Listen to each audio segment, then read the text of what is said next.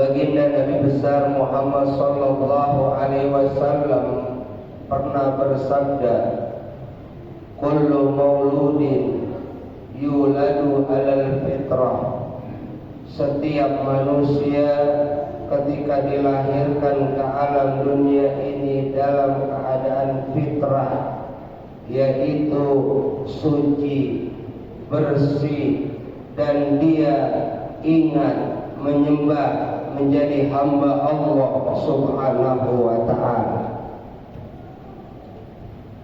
Akan tetapi ketika dia dilahirkan, kemudian anak-anak dewasa, menikah, kemudian mempunyai anak, lalu tua dan meninggal dunia, dalam proses kehidupan, dalam perjalanan banyak kesedihan, banyak kesakitan, kesusahan, kelaparan, kepedihan, penghinaan.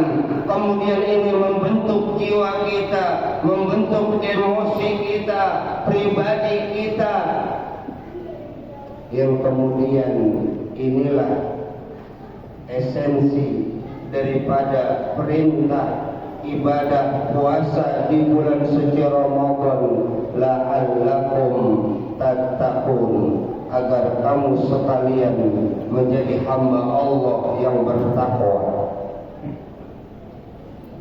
Kaum muslimin rahimakumullah, karena pendidikan terbaik buat manusia, sekolah terbaik buat manusia adalah penderitaan. Kenapa baginda Rasul 3 hari perutnya diganjel oleh batu?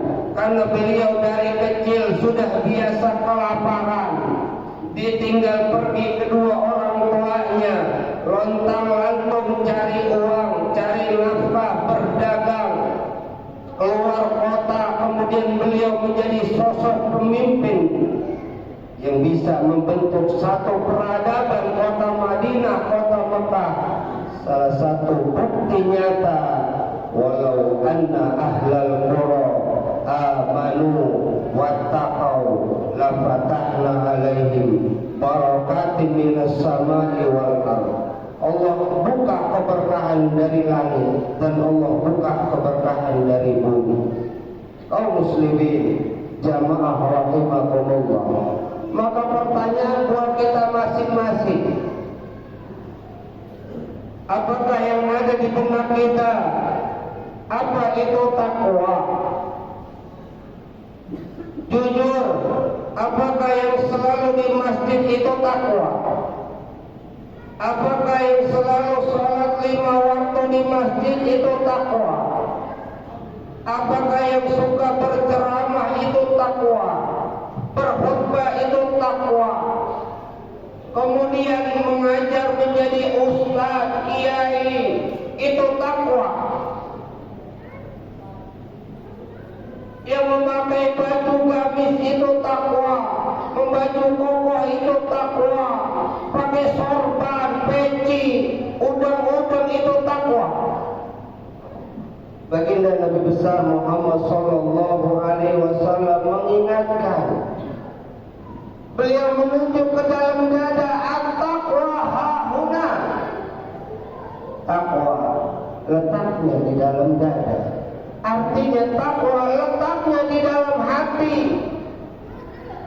Ketika keyakinan kita kuat, kita mampu mengendalikan emosi kita dalam kondisi lapar, dalam kondisi kelelahan, kecapean. Tapi kita mampu mengendalikan hawa nafsu yang terdapat di dalam diri kita.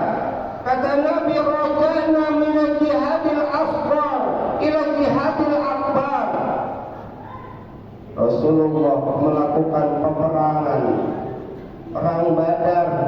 Kemudian beliau berkata kepada sahabatnya, peperangan yang sangat tidak seimbang. Umat Islam cuma 300 orang melawan 1000 bahkan 3000 orang. Tapi alhamdulillah Allah berikan kemenangan. Lalu masuk bulan suci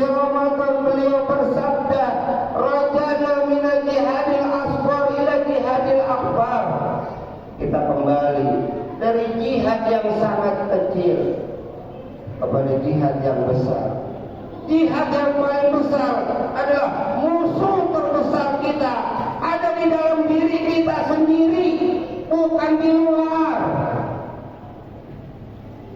Kita pikir musuh kita terbesar ada di luar, tidak. Musuh terbesar kita ada di dalam diri kita sendiri, yaitu hawa nafsu. Bagaimana bisa kita kendalikan hawa nafsu yang terdapat di dalam diri kita? Yang namanya manusia, ketika nafsunya yang maju, nafsunya yang selalu dimanja-manjain, maka berapapun harta dunia, berapapun makanan tidak akan cukup. Walaupun dia sudah dikasih gunung emas, tidak akan cukup.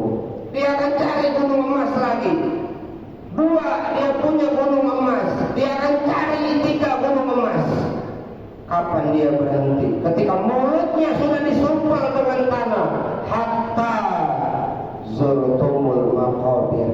Kalau mulutnya sudah disumpal dengan tanah, baru dia diam, meninggal dunia. Na'udzubillah min dzalik.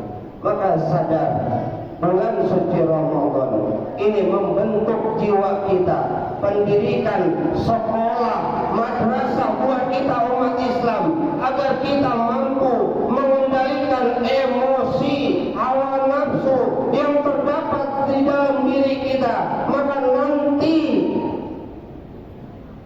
yang dibentuk oleh Allah, la'allakum tattaqun, menjadi hamba Allah yang bertakwa, yang kemudian buah di dalam kenyataan lahirlah akhlak, yang kemudian orang-orang yang lulus dari bulan suci Ramadan disebut Aidul Fitri, orang-orang yang kembali kepada fitrahnya sebagai hamba Allah, sebagai manusia seutuhnya, jiwanya tenang, kemudian dia ingat kepada Tuhannya, mengagungkan asma Tuhannya, karena yang maha besar hanya Allah, yang maha suci hanya Allah, yang maha terpuji hanya Allah subhanahu wa ta'ala.